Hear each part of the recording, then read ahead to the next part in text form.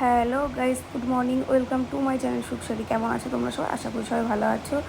আর দেখো, সকালে উঠে আমার চা খাওয়া হয়ে গেছে, সেটা তোমাদের সাথে ভিডিও করতে পারিনি। তারপর বিছানাটা গুছিয়ে নিয়েছি, তোমাদের ব্যাক ক্যামেরাতে একটু দেখিয়ে দিলাম। আর আমার বগিটাকেও খাওয়ানো হয়ে গেছে, ওটাও তোমাদেরকে শেয়ার করতে পারিনি, প্লিজ কিছু মনে করো না, এর আগে তোমরা তো দেখেছো। আর এদিকে দেখো, বারান্দাতে আমাদের লাড্ডু শুয়ে আছে, বিছানাটা কিন্তু নিজেই টেনে শুয়েছে।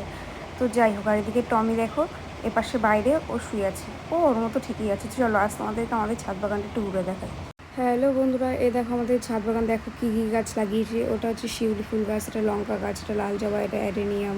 ওপাশে বেল ফুল ছিল, এটা জুঁই, এটা পঞ্চমুখী জবা, এটা দুব্বু গাছ হয়েছে দেখো। আর এটা হচ্ছে মাধবীলতা, এটা আম গাছ, এটা রাধা টগর। আর ওর পাশে পেয়ারা গাছটার মধ্যে পরে দেখাচ্ছি। আর রাধা টগরের মধ্যে একটা কারি পাতা গাছও হয়েছিল।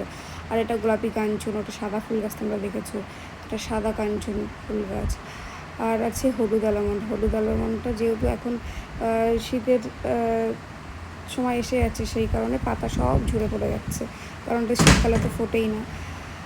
আর তোমাদের আর একটা জিনিস দেখাই, দেখো দেখো আমাদের পেয়ারা গাছে দেখো একটা পেয়ারা ধরেছে, তাই হলো তোমাদের সাথে একটু শেয়ার করে দিই।